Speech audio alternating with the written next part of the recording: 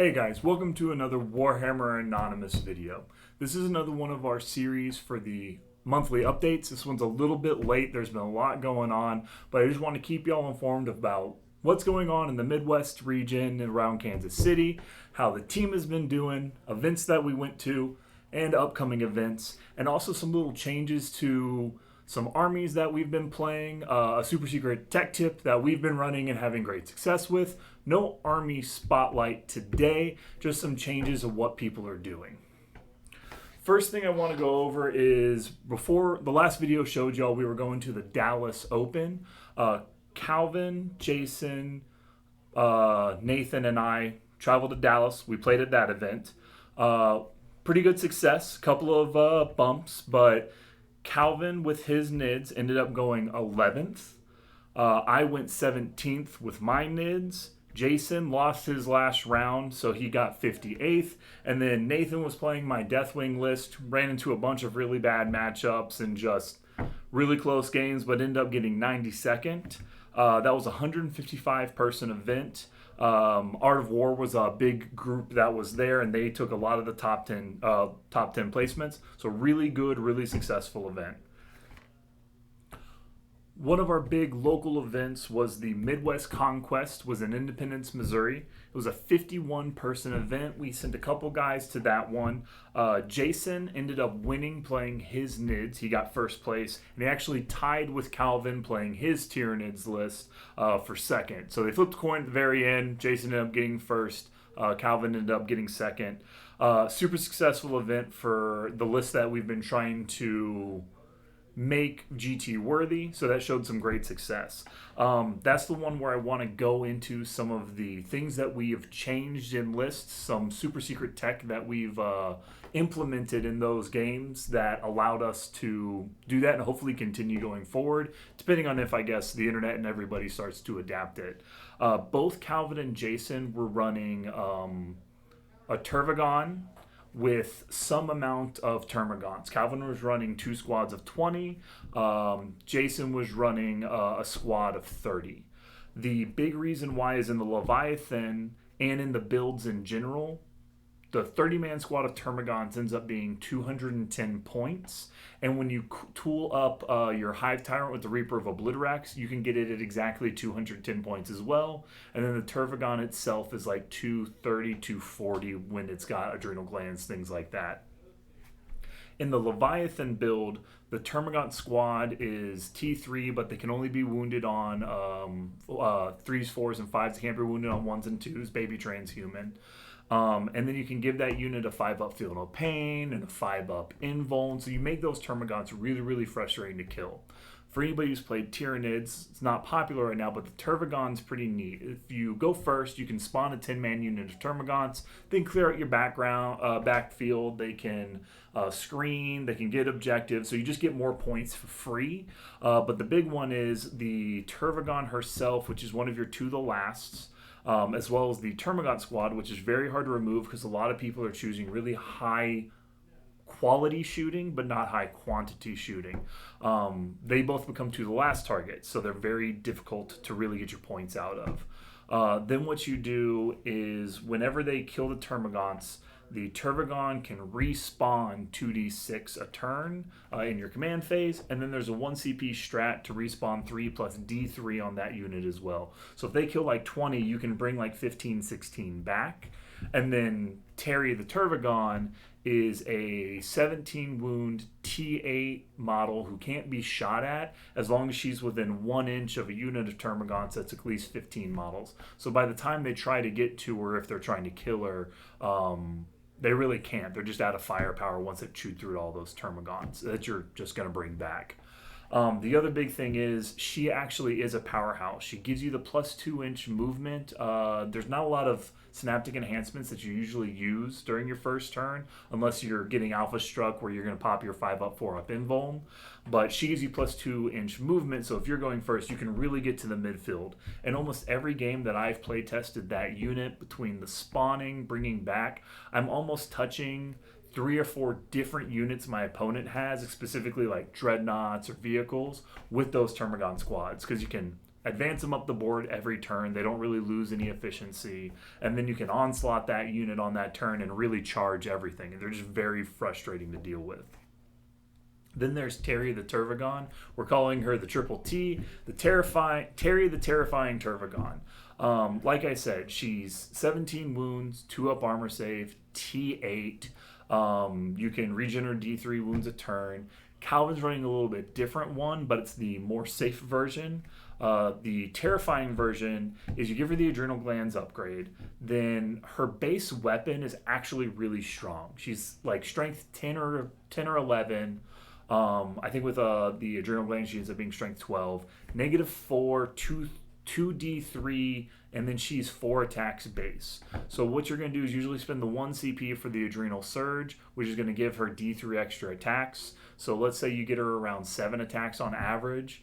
Then you're going to give her the Maw-Claws of Mithrax for +1 attack, and then you're going to give her the Warlord trait for re-rolling all to hits and fight first. So she's always going to interrupt for free, and then with the between 6 and 8 attacks at strength 12, -4, 2d3, she punches up really, really well, and then she can also split her attacks for 2 attacks each. So you can get her between 14 and 16 attacks, re-rolling all of her hits, re-rolling all of her wounds, and then if you ever kill a unit, you get that +1 attack permanently to a max of 3, so you can get her up to somewhere around like 21 attacks in melee, re-rolling everything. So she slices and dices. It's really surprising. And with the fight first, there's not a whole lot in the game that's just going to kill her in one go of combat. So she's going to follow that Turbagon squad all the way up to the midfield and just take control. She slaps and kills about everything in melee, and then she's really hard to slap back. So she's that super secret sauce.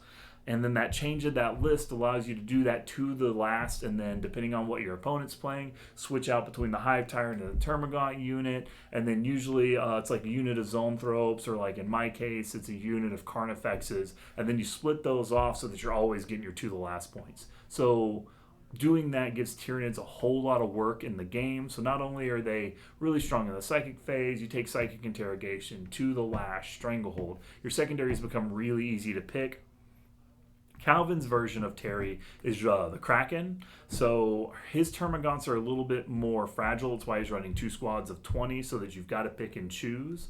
He doesn't have the to the last quite option, but his Turvagon is running the Kraken specific relic for the -1 to hit, and then you can't re-rolls to hit against her. So she just becomes really, really difficult to remove.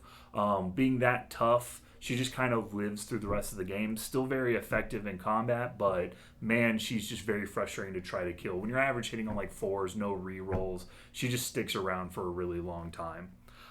But that's that new secret sauce that we've been running and having a lot of success with. If you know any different strategies, or you've having a big difference in how you think she's been running, or your local meta is different, get in the comments, tell us about it. We've been really trying to evolve Tyranids, especially when we kind of think, chapter approved, the new mission pack that's going to be coming out, supposed to be changing CP production. Going down to a single detachment seems like it's probably going to be really beneficial.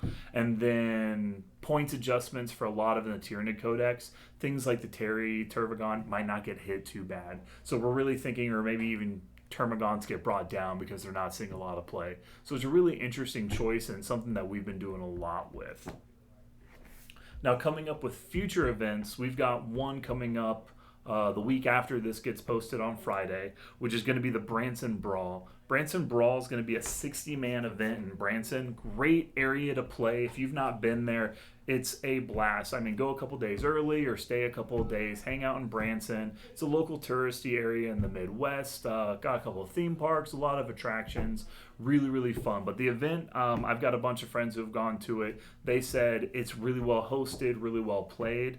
So far, Jason and Dylan are going to go. So Jason's going to be running his Tyranids list again. Dylan, I believe, is bringing his Grey Knights, but he's really teetering. He might end up going with Death Guard, but with Knight support. So he's running a little Armiger package so that he can get a lot of anti-infantry, anti-vehicle fire.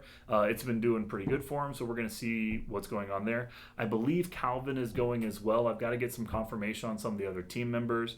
My wife's leaving town that weekend, so I'm not able to go to Branson, but I really wish I could. I wanted to play my Tyranids. But we're hoping for a lot of success at that event as well, with the current success of how people have been doing over and over at these events. Local, we had our Geekery GT, and I believe John on our team won that one, and Jason got second with his Tyranids. So we're seeing a whole lot of success with that. I know it's mostly success with Tyranids, but they're really strong right now, and a lot of our team has been playing them for a while, so we're really happy to see that book do really well.